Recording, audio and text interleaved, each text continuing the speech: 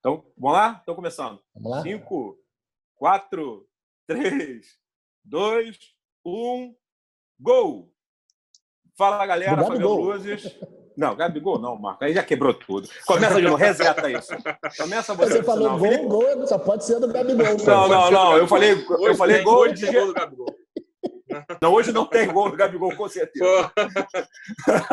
Só no Sport TV. O negócio é sério. Vamos de novo, sério. Vai de novo. Vai lá. Tá certo. Vamos lá. Ai. Descontrair, né? Um pouquinho no começo. Dois flamenguistas não vai dar certo. Vamos lá. De novo. Vamos lá. De novo. 5, 4, 3, 2, 1. Começando. Fala, galera. Fabiano Luzes. Marcos Dias.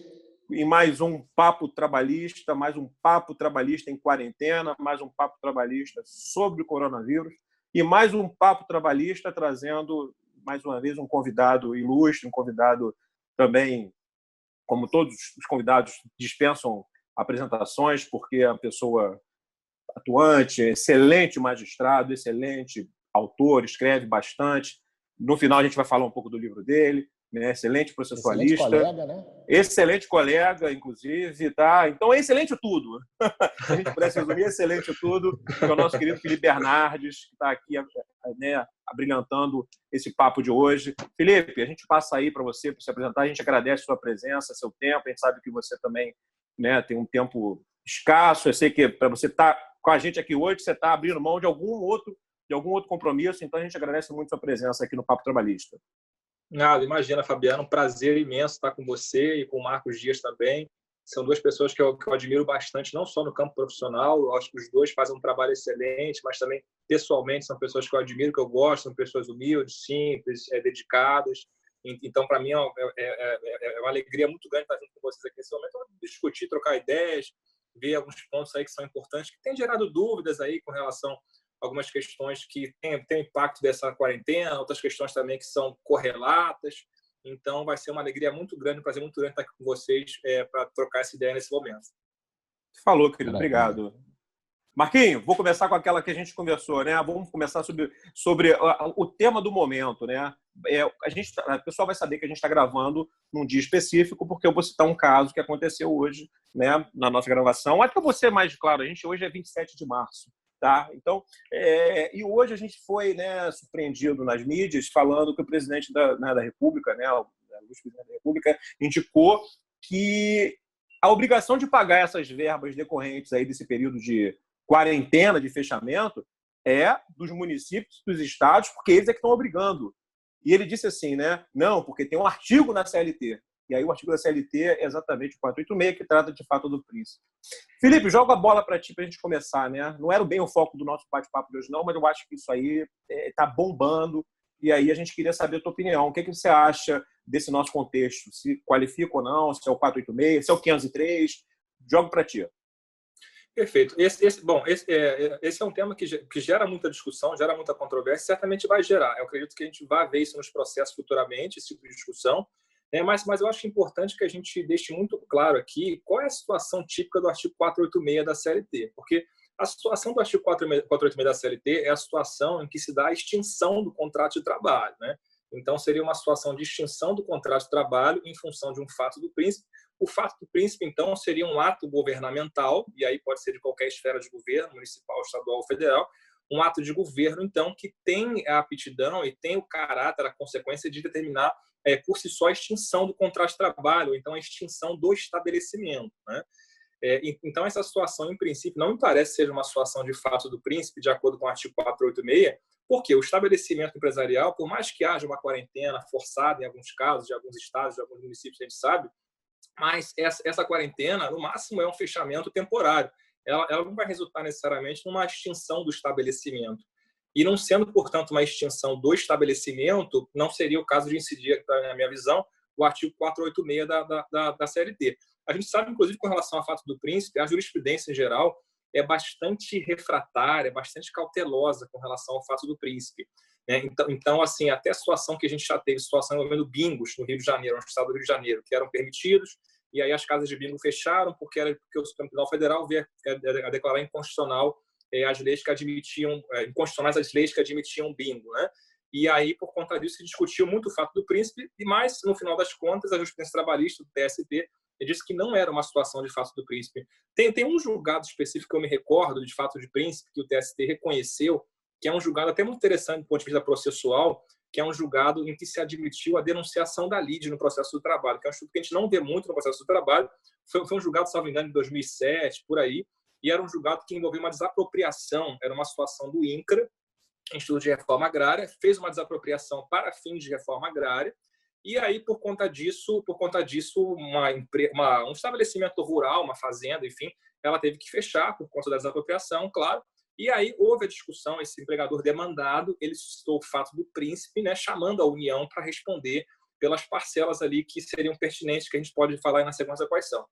E aí, nesse caso específico, o Tribunal Superior do Trabalho, através de uma turma, claro que esse julgamento não é um julgamento do plenário, nem de algo especial, mas a turma do TSE entendeu que era pertinente a denunciação, porque seria um caso, então, de ação regressiva, então, daquele empregador contra o Estado, porque aquele empregador extinguiu o estabelecimento e o contrato, consequentemente, não pela vontade dele, empregador, mas porque houve um ato do Estado específico em relação àquele empregador que impediu, ou seja, que extinguiu aquele estabelecimento. Então, essa é a situação do fato do príncipe. Esse caso, portanto, que a gente vive hoje da quarentena, em função dessa pandemia, né, do coronavírus, enfim, essa situação é uma situação que não se enquadra nesse caso de extinção de estabelecimento. É uma situação em que, na verdade, se dá um fechamento temporário, uma suspensão temporária da atividade, mas não seria. O que alguns têm dito também, até me preocupa, até bom a gente conversar sobre isso, eu até queria ouvir também a opinião de vocês, ver se concordam comigo. Eu vi algumas opiniões, algumas colocações, até de alguns colegas, enfim, dizendo, em certo sentido, o seguinte: olha, essa situação em que a empresa fica fechada, o estabelecimento fica fechado, né, a obrigação de pagar os salários seria obrigação do governo, ou seja, o governo deveria pagar os salários, porque seria uma de força maior, enfim, eu vi esse tipo de situação. Eu, particularmente, estou bem convencido de que não é o caso, né? Porque os salários, claro, existe até uma lei específica, que é a Lei 13.979, de 2020, que foi editada para a situação específica do coronavírus, né? E ela prevê essas medidas de quarentena e tal, e nesses casos, em princípio, vai ser uma situação de licença remunerada, ou seja, é uma interrupção do contrato de trabalho. O contrato de trabalho está sem prestação de serviço, mas existe, sim, a obrigação de pagar o salário, e é do empregador. É claro que a gente sabe da preocupação que existe com as empresas, por exemplo, a grande preocupação, porque muitas empresas estão quebrando, estão fechando, e para isso é claro que é necessário que haja medidas governamentais, como algumas estão sendo anunciadas já, isso que vai resolver. Mas do ponto de vista trabalhista, me parece claramente que não é uma situação de fato do príncipe, em princípio, e também não é uma situação em que possa se obrigar o empregador a pagar o Estado a pagar salários, a pagar os salários desse período de fechamento do estabelecimento. Não sei se concordam comigo, essa, em princípio, é a minha opinião. O que vocês acham? Marquinhos, para você. Não, Fabiano, você sabe, né? Para mim, não é fato do príncipe. Eu já discuti isso com você, concordo com o Felipe em gênero, número e grau. Assim, e acrescento uma coisa, assim, isso bem, é um requisito polêmico, eu sei que eu vou falar aqui um requisito polêmico, a ideia de que o fato do príncipe diz respeito a um ato de conveniência e oportunidade, né? Ou seja, um ato discricionário da administração pública. A gente sabe que muitos autores, até o Gustavo Binnenbaum, por exemplo, lá da UERJ, ele entende que essa distinção entre ato vinculado, discricionário, isso já não é mais técnico, né, nos tempos de hoje. Mas eu acho, por exemplo, que o ato governamental que determina isolamento e quarentena não é um ato de conveniência e oportunidade, não é um ato discricionário. É um ato de calamidade, diante de uma quarentena obrigatória de saúde social, quase que uma obrigatoriedade, um imperativo, vamos dizer assim, para cuidar da saúde das pessoas. Então, eu concordo muito, a gente falou aqui do artigo do Enoque, né, que é o desembargador Enoque Ribeiro dos Santos, escreveu um artigo muito interessante sobre o fato do príncipe, ele tem essa mesma conclusão, é um ato imperativo, que você não há como você dizer que houve um fato do príncipe, um act of man, um ato do homem, do poder do governo para extinguir o estabelecimento, né? Por mais que a gente seja sensível à situação das pequenas e grandes empresas, né? A gente é pequenas e médias empresas, né? As grandes não, mas a gente sabe que o pequeno, o microempreendedor, o pequeno empreendedor, ele está sofrendo muito com toda essa epidemia, né? Agora, eu sei que você tem uma posição diferente, Fabiano. Qual é a sua posição? Então, Marcos, depois da nossa última conversa, né, como a gente está gravando todo dia, né, batendo papo diariamente, eu dei uma estudada um pouquinho mais, porque assim, não estava muito confortável. Naquele primeiro momento, a gente, né, conversando e tal. E aí eu fui dar uma olhadinha nos livros administrativos, dei uma olhadinha no Celso Antônio Bandeira de Mello, né, dei uma no Carvalho Filho, dar uma olhadinha também na jurisprudência. E aí, eu não sei se, né, acho que vale a pena a gente lembrar também. Eu acho que nessas horas, eu costumo dizer que o advogado trabalhista ele tem que mergulhar muito em outras áreas, né? Ele tem que dar uma olhadinha no STJ. Eu acho que o STJ trabalha muito bem, até porque ele é um tema muito mais do dia a dia, né, do STJ do que do TST. Então, a gente tem um julgado deixa eu abrir aqui, do ministro Francisco Falcão, desculpa, que cita, inclusive, o julgado da ministra Nancy. E aí, para quem quiser anotar depois, é o agravo interno no agravo em recurso especial 913-080 de São Paulo. E ele trata, interessante, que no item, num dos incisos aqui da ementa, ele trata... Claro que agora que eu quero achar, eu não vou achar com a pressa que eu gostaria, né? Mas é tratado dizendo que seria um ato que a situação... Claro que no caso em questão era sobre desvalorização cambial, tá? Não é só para fazendo uma analogia. E como é um ato que seria de involuntariedade por parte da administração pública, porque decorreria de uma conjuntura internacional, isso isentaria de responsabilidade à União por não ser fato do príncipe, alegando uma possível discricionariedade, ou seja, como não é um ato discricionário da administração pública, é o que o acórdão diz, tá? Seria possível afastar a responsabilidade da administração pública por fato do príncipe. Tá? Eu não adentrei, depois não li o acórdão todo, mas eu achei interessante porque ele bota essa questão do ato ser discricionário ou não. A gente lembra muito, por exemplo, quando pensa em fato do príncipe, pensa muito, por exemplo, na questão da desapropriação. Desapropriação, de fato, é um ato de vontade da administração pública, é um discricionário. Eu vou lá e desaproprio qualquer coisa. O que a gente está vivendo não seria o caso.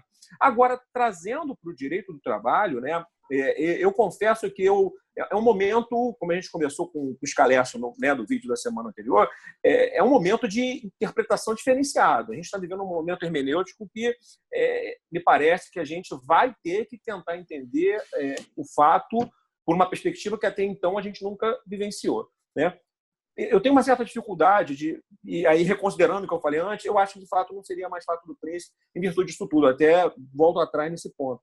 Mas não configurar isso como força maior para reduzir os impactos disso para o trabalho do empregador, eu confesso que eu ainda não estou convencido.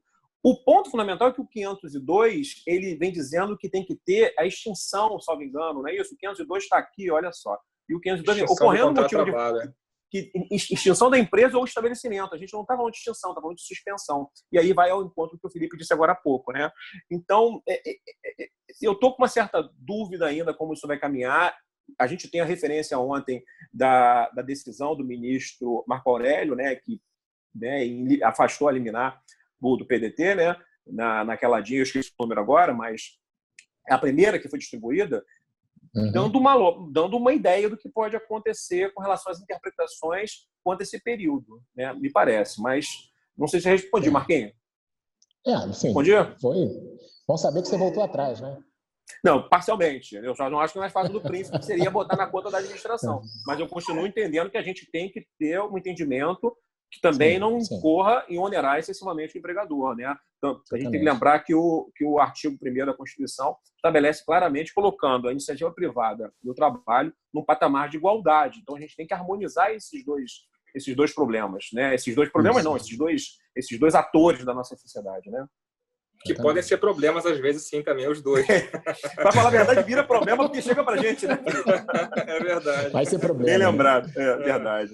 Mas vamos lá, vamos continuar então no nosso bate-papo. Felipe, na verdade a gente trouxe aqui para discutir temas mais processuais, né? Porque a gente sabe que você é craque, é fera nesses temas também. E nessa semana aí viralizou um vídeo do desembargador Alexandre Câmara, um professor conhecido, né? Foi meu professor também, doutrinador de direito processual civil, defendendo que o caso do Covid-19, né, que está acontecendo em todos os tribunais, é um caso de suspensão do processo. Né? E ele cita lá o CPC, né? Salvo engano, acho que ele cita 313, não é isso, Felipe?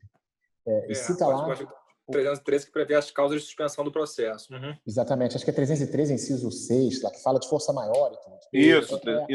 Agora, a gente sabe também que isso causou, entre os juízes, muita discussão, de uma divisão mesmo, se seria um caso de suspensão de processo ou suspensão de prazos, né? Qual é a tua visão, assim, a respeito de tudo que a gente está vivendo, né, especificamente na Justiça do Trabalho, né?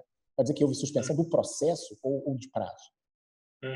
Olha, esse vídeo do professor Alexandre Câmara eu tive acesso a assistir, e claro que ele é professor de todos nós, ele é uma referência muito grande para todos nós, e tudo que ele falar sempre vai ter um peso muito grande, a gente sempre vai respeitar, independentemente de concordar ou discordar. Mas nesse ponto específico, eu vou discordar do professor Alexandre Câmara. Por quê? Porque se a gente for ao CPC, o CPC, lá no artigo 314, ele coloca, eu até abri aqui o dispositivo, ele fala expressamente: durante a suspensão é vedado praticar qualquer ato processual, né? E aí ele só faz a ressalva dos atos urgentes. Ou seja, se for uma situação de suspensão do processo como um todo, suspensão da relação processual como um todo, nenhum ato, a regra geral vai ser essa. O princípio é: nenhum ato pode ser praticado, exceto atos urgentes.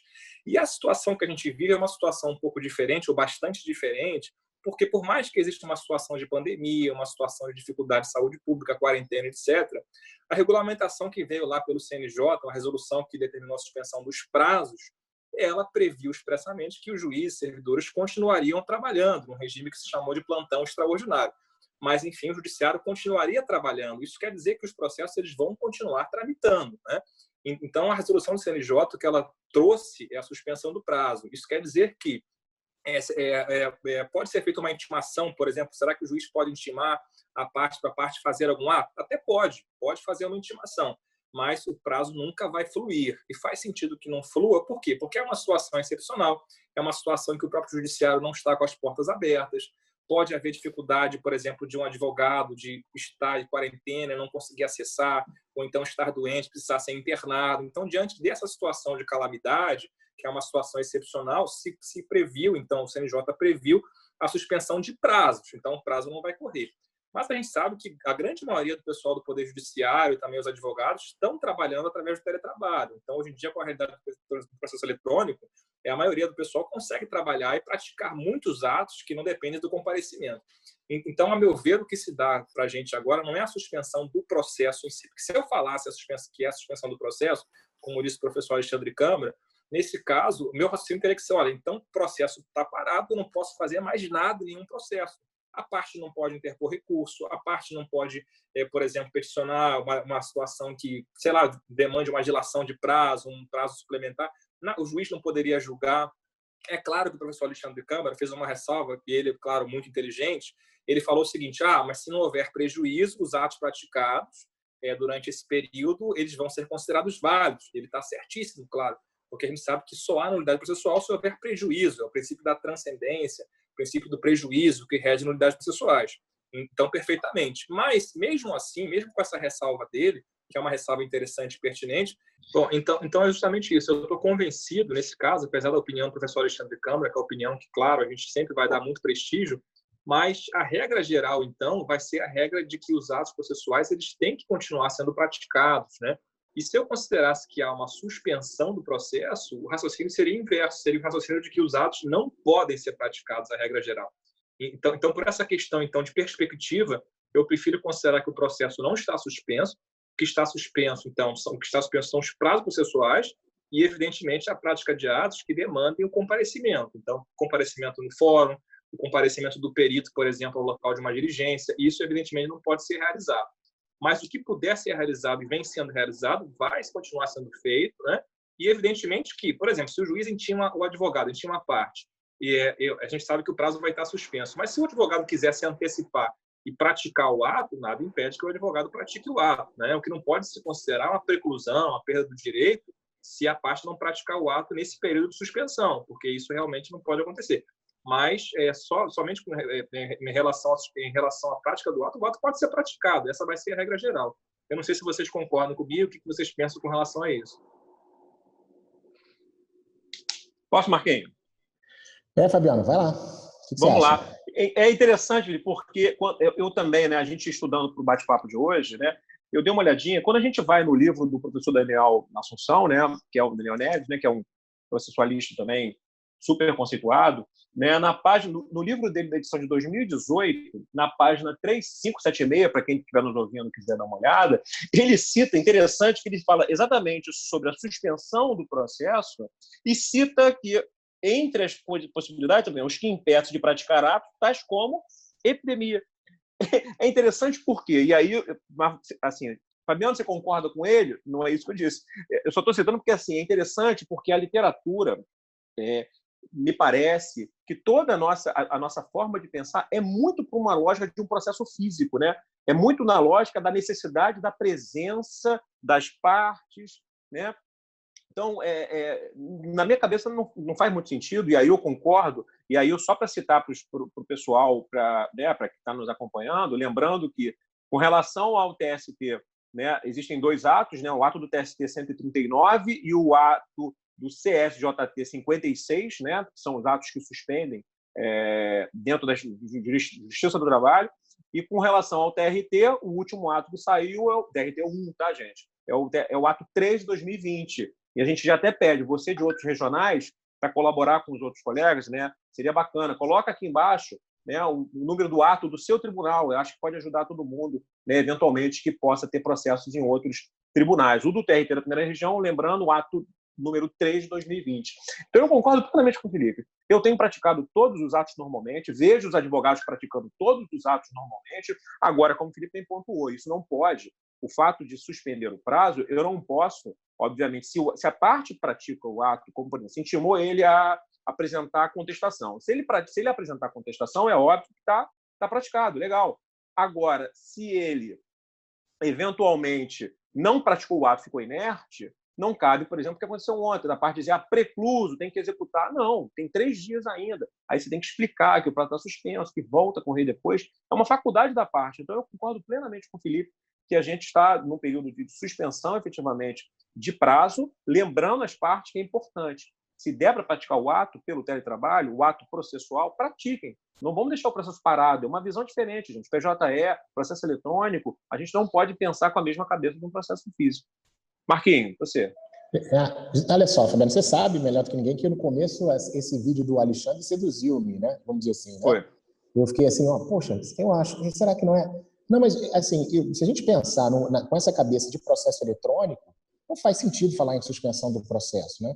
Até porque se a gente olhar lá para o artigo 775A da CLT, né, que foi inserido lá pela Lei 13545 de 2017, ele fala lá do chamado recesso, né? Na verdade, não é bem recesso, porque pega de 20 de dezembro a 20 de janeiro, né? Esse período em que há uma suspensão do curso do prazo, mas ele tem suspensão do curso do prazo, mas só não tem audiência, né? Só não tem sessões. O próprio parágrafo 2º diz que durante a suspensão do prazo não tem audiência, não tem sessão, mas a gente pratica atos normalmente, não praticamos? Sim. É isso? Não Sim, divulgamos normal. E tudo. Então, eu acho que a ideia, pensando assim melhor, com a cabeça do processo eletrônico, e com a ideia, gente, de que mais do que nunca a justiça do trabalho vai ser necessária durante a Covid, né? Então, mais do que nunca, e não só em atos urgentes, né? Em vários atos que a gente pode expedir alvará, né? Que pode ver em controvérsia, que pode chamar as partes para discutirem um eventual acordo, né?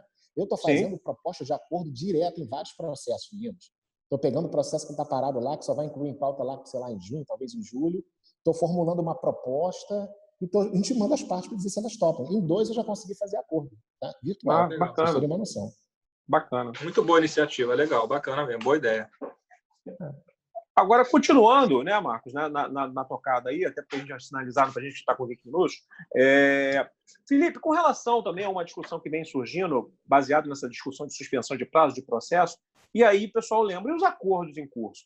A pergunta, no final das contas, será que essa suspensão dos prazos, elas impactam os acordos, quer dizer, elas suspendem também a obrigatoriedade dos pagamentos dos acordos em curso? Será que a gente pode alegar teoria da imprevisão? O que você acha sobre isso? Olha, com relação à suspensão do acordo em si, em princípio não suspende, porque o acordo, a gente sabe, é um ato material, é um ato de direito material que as partes praticam e vai ser homologado, claro, pelo juiz e vai ter uma eficácia processual, inclusive a eficácia de coisa julgada, né? Mas, por ser um ato material em si, eu não aplicaria essa ideia de suspensão de prazo com relação ao acordo, porque a suspensão é para a prática de atos processuais e não para a prática de atos materiais, evidentemente. Então a sua primeira pergunta, não teria suspensão do prazo do pagamento do acordo. Agora, com relação à segunda pergunta, essa questão da teoria da imprevisão, é claro que essa é uma situação, a teoria da imprevisão, para recapitular aqui, é aquela teoria que prevê que o acordo de vontades, quer dizer, o contrato que as partes firmam, o acordo de vontades, ele vai ser mantido enquanto forem mantidas as coisas, né? Aquela teoria rebus sic stantibus. E aí, se vem um fato imprevisível, um fato, portanto, que as partes não poderiam prever, né? E esse critério de imprevisibilidade, claro que é um critério que vai ser visto de acordo com a boa-fé objetiva, com a expectativa legítima, quer dizer, era uma situação que não se podia exigir que as partes previssem. E parece que realmente é o caso, quer dizer, essa situação de pandemia, a situação de muitos estabelecimentos e empresas fechadas, me parece que é uma situação, sim, de nítida imprevisão. Então, por mais que esse regramento seja um regramento que venha no Código Civil, a gente sabe que existe um diálogo das fontes hoje em dia, o direito do trabalho, o direito civil, o processo do trabalho e outros ramos de direito dialogam entre si, até porque o direito é uma unidade, o direito não é algo que possa ser fragmentado, né? Tudo é um conjunto. Então, me parece que certamente, sim, é possível defender e é possível reconhecer a teoria da imprevisão no caso de alguns acordos, né? É claro que isso não vai ser feito sem critério, de forma indiscriminada. Então, para que se possa reconhecer uma situação como uma força maior, portanto, a teoria da imprevisão, que impossibilita um devedor de pagar um acordo, isso vai ter que ser demonstrado, por exemplo, que aquela empresa ela deixou de funcionar, existiu um decreto do governo, da prefeitura, do Estado, que impediu que ela funcionasse, que obrigou ela a fechar, por exemplo. E aí seria o caso, então, de considerar que realmente é um fato imprevisto, ela parou de obter as receitas, né? E aí, diante de um fechamento do estabelecimento, daria até para presumir, sim, que se tornou inexequível naquele momento, né? E agora, qual vai ser a solução prática, qual vai ser o efeito prático de reconhecer a teoria da imprevisão? Porque essa é a grande dificuldade. Porque eu estou diante de um acordo de vontades, então, e será que o juiz pode mexer nesse acordo de vontades? Essa é a pergunta de ouro aqui, né? Porque que se aplica a imprevisão, se aplica. Com relação a isso, não tem dúvida. Bom, eu particularmente penso o seguinte, o melhor cenário é o cenário em que as partes chegam a um novo acordo, né? Então, eu até já recebi petições como essa também, eu intimei o exequente, no caso o reclamante, o trabalhador, para dizer se concordava ou não com uma dilação de prazo, alguma coisa nesse sentido, né? E estou esperando ainda os retornos das petições, né? A gente até espera que alguns talvez concordem, se sensibilizem, outros talvez não concordem, e aí vai surgir a questão, inevitavelmente, o que fazer com esses reclamantes, então, que não concordarem e pretenderem exigir esse acordo, quer dizer, com medidas de execução, como penhora de conta corrente, etc., né, porque o acordo não foi cumprido. Essa é uma questão muito delicada. A gente pode pensar aqui em várias soluções, né? Uma solução, por exemplo, possível seria dispensar da multa. Seria, por exemplo, dispensar a multa, não se aplicaria a multa, porque é uma situação imprevista, então aquela multa poderia ser dispensada excepcionalmente. Então, perceba que é uma espécie de intervenção judicial no contrato. Porque se a gente pensar, o acordo é uma espécie de contrato, é um negócio bilateral, é um contrato, não é um contrato civil, mas é um contrato que se faz homologado no processo. Então, seria uma espécie de revisão judicial do contrato. Olha que interessante, que é um tema que se discute até no direito civil, né? Eu lembro que eu estudei livro do professor Gustavo Tepedina, entre outros, e falava muito sobre isso. Será que é possível, então, uma revisão judicial de um contrato? Em princípio, não. Em princípio, aquela ideia do pacta sunt servanda, quer dizer, o que as partes negociarem tem que ser respeitado. Mas, diante de um fato como esse, é totalmente sustentável. Em primeiro lugar, a multa poderia ser dispensada. Claro, se fosse uma situação em que realmente o estabelecimento ficou fechado. E outra solução, bom, será que eu posso considerar, por exemplo, o vencimento antecipado das parcelas? Um acordo, por exemplo, em 10 parcelas. Geralmente vem aquela cláusula de vencimento antecipado. Aí o camarada não conseguiu pagar uma parcela, por exemplo, em função da crise, e aí ele pede uma dilação de prazo. Será que eu posso executar as 10 parcelas ou será que isso seria uma medida muito drástica nesse contexto? Então, é claro que isso tem que ser visto em cada caso concreto. Eu acho difícil dar uma solução unívoca que valha para todos os casos, mas eu acho que em cada caso, de acordo com a situação, é possível considerar que não há o vencimento antecipado, pelo menos, ou seja, as parcelas vão continuar sendo exigíveis paulatinamente, talvez dispensada a multa também em alguns casos, né? Com relação a mudar valores, eu não vejo como mudar valores em princípio, talvez a mudança de prazo, né? Então, por exemplo, numa situação de calamidade, talvez o juiz excepcionalmente interferir naquele acordo para conceder um prazo a mais, como tem sido feito, por exemplo, com situações até de contas de luz, contas de água. Aqui no Rio de Janeiro, por exemplo, já saiu um decreto do governador, né, concedendo um prazo de 3 meses, uma espécie de moratória. Quer dizer, a dívida existe, mas se a pessoa não pagar, isso pode ser pago depois de 3 meses, até uma forma parcelada. Talvez até, pensando aqui com vocês, eu não tinha nem pensado sobre isso, está surgindo aqui agora. Talvez esse decreto, por exemplo, do governo do Rio de Janeiro, que também existe em outros estados da federação, a gente pudesse usar até por analogia esse raciocínio do decreto, ou seja, para aplicar em acordos nossos. Acordos em que comprovadamente aquela empresa fechou por ordem do governo e se ela fica impossibilitada de pagar, então eu poderia considerar uma espécie de moratória de 3 meses até a situação se normalizar. Essa é uma saída jurídica, é uma construção a partir, então, do ordenamento, um decreto, né? E tem toda a fundamentação na teoria da imprevisão. Isso me surgiu agora, até queria saber a opinião de vocês com relação a isso. Me surgiu agora, eu achei interessante. O que vocês acham? Eu acho, Marquinhos, se me permitir, eu acho que o debate vai exatamente nessa linha que você me indicou.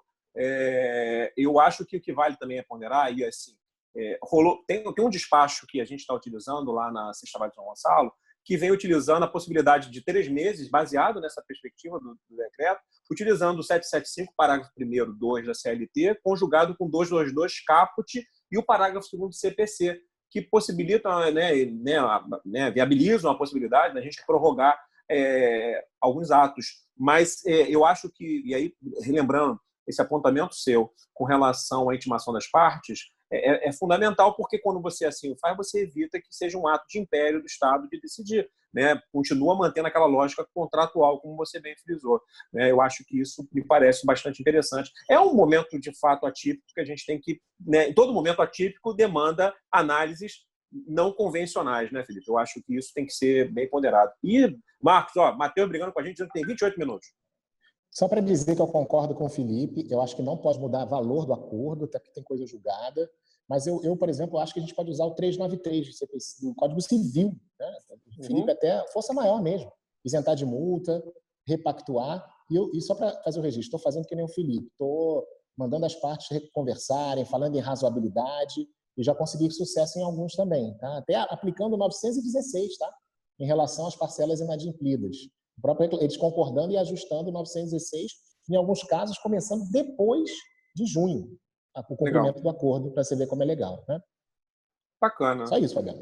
Eu acho que a gente vai... Bom, a gente teria mais um tópico, né, para tratar sobre prescrição, mas eu acho que o tempo ficou curto, né, Marcos? Eu acho que o Felipe, dependendo do que fosse, se o Felipe puder, a gente convida ele para bater um papo. Eu falei muito aqui também, como esse, pra caramba. Mas o Marcos, como bem pontuou, você que é o ator do dia. Você é o convidado, que tem aí. Tá sendo ótimo o debate aí. Bom, vocês sabem, se quiser fazer a prescrição agora também, ou se quiser fazer um próximo. Se eu começar a falar de prescrição, o Matheus vai colocar um caixa alta gritando aqui comigo. 30 minutos! Aí, porque tá vendo? Alguém está sob... Não, isso é meu cachorro que tá chorando aqui na porta do quarto. Cara, foi mal. Essa aqui é isso. Daqui a pouco o meu gato aparece aqui. Bom, Felipe, eu vou fazer o seguinte, então, Marcos. Se me permitir, vou tomar a liberdade de convidar o Felipe para a gente depois, de repente, fazer uma nova gravação aí, falar sobre a prescrição e decadência, baseado nesse motivo. Pode ser, Felipe? Tá convidado já? Pode, combinado. Só marcar aí, quando vocês querem, um dia que a gente faz. Excelente, então, Marquinhos. Adorei, excelente aí, muito bom. Parabéns aí pelo canal. Vi alguns vídeos de vocês aí, tá bem bacana. Então, de parabéns mesmo, cara. Sigam em frente aí, contem comigo. Não precisar aí, tô às ordens. Então a gente vai abusar da sua boa vontade sim, para a gente gravar um só sobre prescrição que a gente vai fazer hoje. E eu já aproveito, pessoal, para abusar aqui, fazer um merchan muito justo, apresentar o livro do Felipe, tá? Essa edição aqui é a primeira edição. Felipe, fala um pouquinho disso daí para a gente concluir aí, caminhar para a conclusão. Essa edição que você tem, a primeira edição, então, atualmente a edição que está no mercado é a segunda.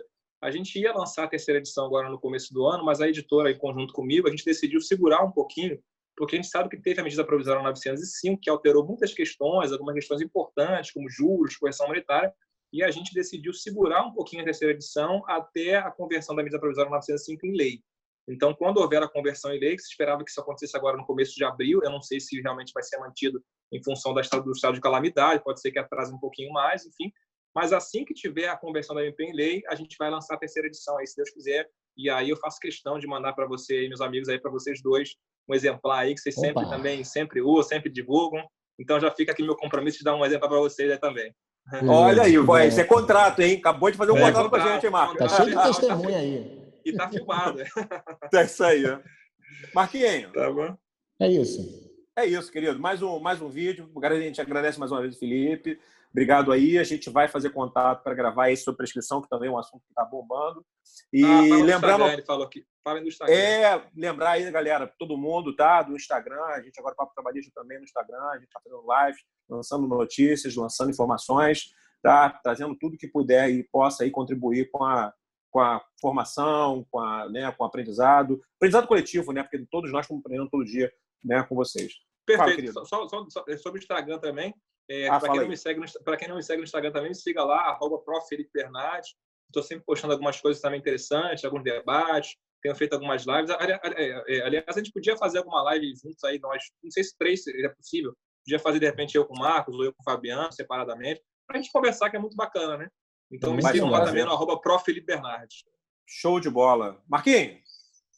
Vamos. Abraço, né? Cachorro, gato, papagaio, é isso aí. Cachorro trabalhar de casa acontece isso. Pois é. É isso aí. Valeu, galera. Gente. Um abraço, obrigado, Felipe. Marquinhos, um abraço, beijo nas crianças também, beijo na esposa, tá? Também, papo trabalhista conversando. A gente se entende. Abraço. É isso aí. Um abraço. Tchau, tchau. Abraço.